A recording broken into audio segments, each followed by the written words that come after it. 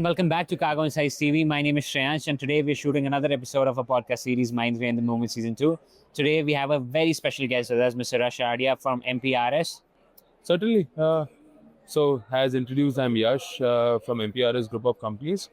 We are a freight forwarding company based out of Bombay, headquartered in Bombay, but have our presence all across India. We are into end-to-end, first mile to last mile supply chain solutions, right from the smallest of the smallest commodities to what let's say the agrarian economy India is known for. We cater to all these markets. Our major base is into agricultural commodities. So you say rice, soya, sugar, maize, corn, cotton yarn. That's where the concentration of our business actually breeds in. And we are majorly into sea exports and sea imports, both FCLs and LCLs. So, when did you join the family business? I joined in the year 2017, to be precise. 2017, maybe 2016, actually, for part-time basis, of course. But 2017, 2018, that financial year was when I actually joined after my schooling. My dad didn't want me to, enjoy my vacation. Of course, he says, Yash, take a week off and come to office. We see what's happening around you, what people are talking about, speaking about, hearing about, doing. What is the paperwork? How does a paper look like in actual terms? So that was the case. That's when I started my journey, and it's been almost 9 years today. Haven't looked back. Yeah. So, tell me a little bit about your background also. What have you done your education into? And was this like your first choice? You wanted to get into freight? I never wanted to get into this kind of a business because all my life, all my childhood, I've seen my father slogging, all around problems, issues. And that's what logistics is known for. How to tackle these issues, how to tackle these problems. And I always used to feel that, he doesn't have time neither to attend any family function or, to even when we invite guests over, nothing happening. He's always on his phone calls, maybe, attending emails. So that was not my first choice as such, but he put me through this. So I started my journey as a BL boy. As a? As a BL boy. Okay. So allow me to explain you the concept of a BL boy. Yeah. So we call it a messenger. Okay. So what his job profile lies as a fact that he has to collect BLs from the shipping lines, deliver it to the customers. He has to collect delivery orders and deliver it to the customers, importers, exporters, both. Okay. His job is to basically go stand in the line for a couple of hours. Today, the feature is that you can print the bills of lading and the delivery orders, everything in your system in your own office. But at that point of time, the things were pretty different. You had to go, wait in a queue, take your token. The token will, they'll call out your name after a couple of hours, and the entire room is filled of people. People are rushing. They're trying to break lines. It's a big hodgepodge. So on the ground, I started my journey. I had a budget of rupees 100. I used to leave from home at around 8 o'clock. I used to come back around 8:39.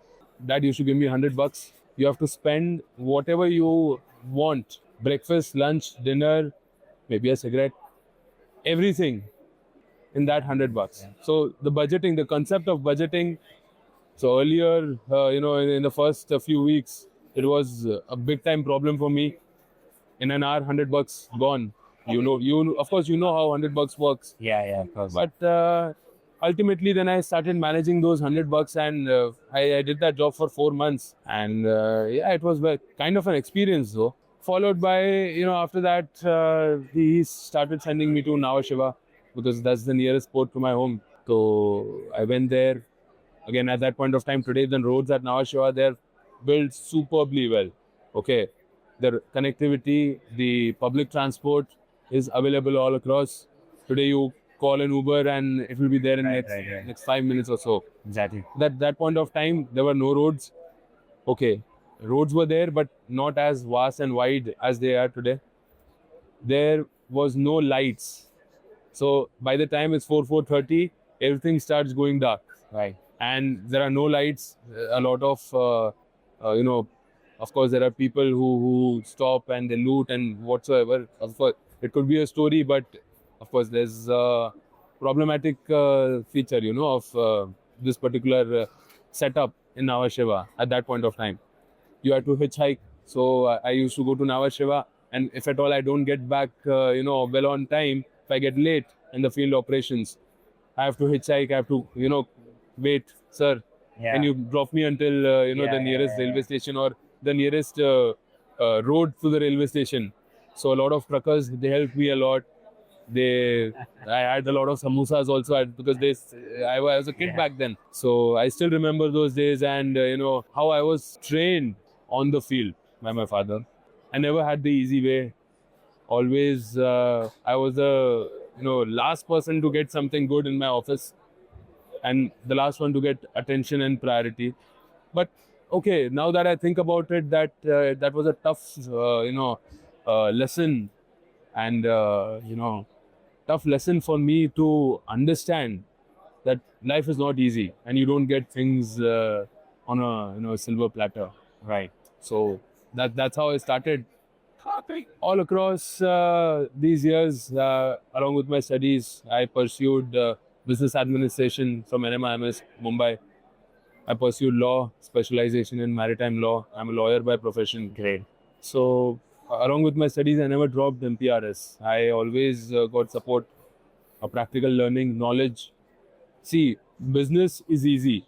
People are difficult. No school can teach you how to deal with people.